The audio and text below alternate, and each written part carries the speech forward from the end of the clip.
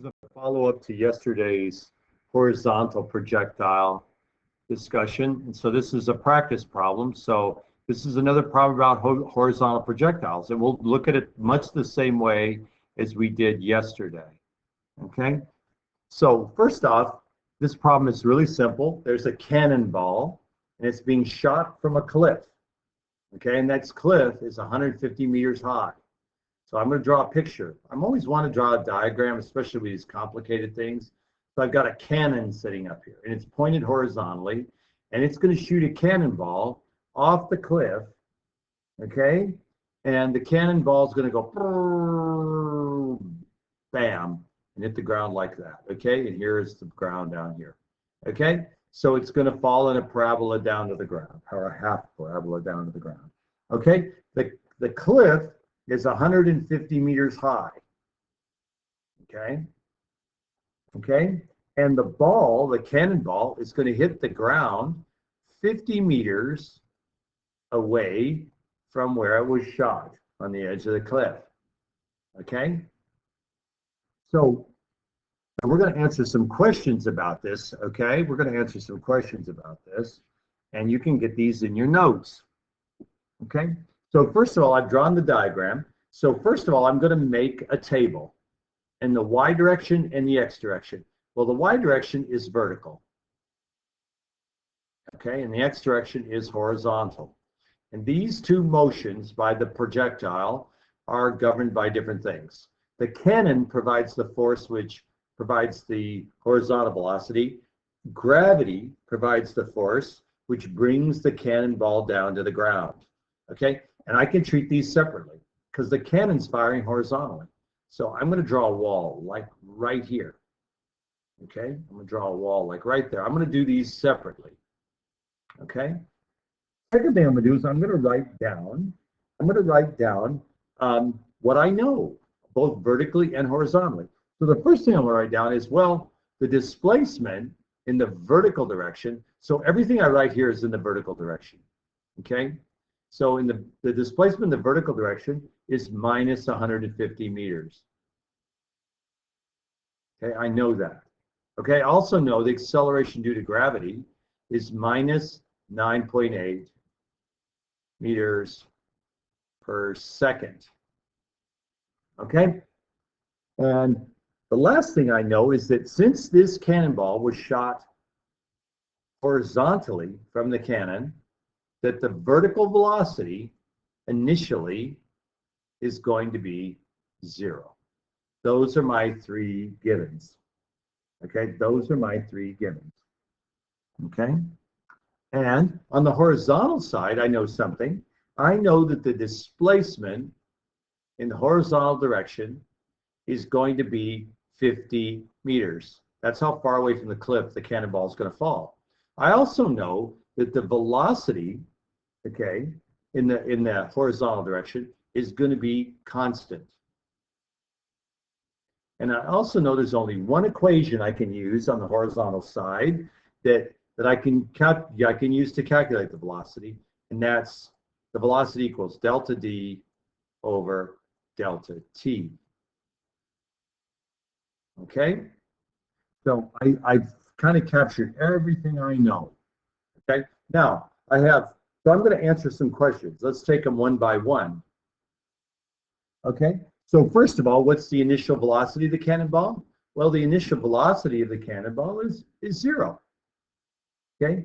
The second question is, what's the cannonball's acceleration in the vertical direction? Well, it's minus 9.8. It's acceleration due to gravity. What's the cannonball's acceleration in the horizontal direction? Well, if v is constant, then the acceleration in the horizontal direction, okay, is 0. And it's always 0. Okay? Okay. So next question is, how much time passes from the time the cannonball leaves the cannon until it hits the ground? Well, that's governed by the acceleration due to gravity. It has nothing to do with the horizontal movement of the cannonball. It has to do with the vertical movement of the cannonball. So what I'm going to do to solve that is I'm going to use the displacement equation. So the displacement equation is delta D equals VI delta T plus 1/2 a delta t squared. Okay?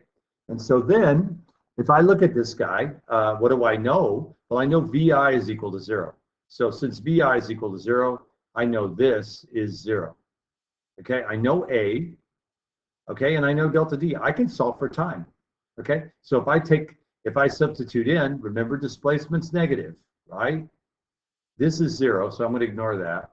This is equal 1/2 times A, so this is 1/2 times a minus 9.8.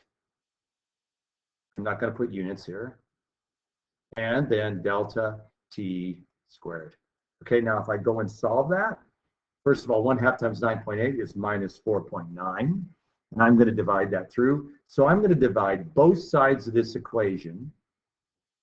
I'm going to divide both sides of this equation by minus 4.9. Okay, because this is minus 4.9. Okay, I'm going to just change this. This is minus 4.9, right? So this goes out, and then this becomes minus 150, and this goes away, so I don't care about that. This becomes 150 divided by 4.9 equals delta t squared. Okay, this is all gone. And then take the square root, okay? I'm going to take the square root. Oh, delta t squared, if I divide these, this is 30.61, and this equals delta t squared. And then if I take the square root and delta t, the time that it will fall is 5.53 seconds. Okay? So then I go back up here. I know that the time it takes to fall, the 5.53 seconds, will be the same time it will take to go out the 50 meters horizontally. So I know the delta t over here has to be the same. Okay, so the delta t on the horizontal side has to be 5.3 seconds. So the question is, how far is it going to move with, if it has a certain velocity, or if it moves out 50 meters in 5.53 seconds, well, what's its velocity, right? So I know that I can use this equation. So what do I have now? Well, I have delta t, I have delta d. I can solve for the velocity, right? So the last question I want to ask is, well, what is the initial velocity when it's shot out of the cannon? Well, the velocity is constant, okay? So the initial velocity, okay, is the same as the final velocity, okay? Because the velocity is constant, okay? So if I want to solve for, if I'm asked for the final velocity or the initial velocity, it's all the same, okay? It's also the same as the average velocity. So V equals delta D, 50, divided by 5.53. I'm going to leave out the units for right now, right? And the answer is going to be 9.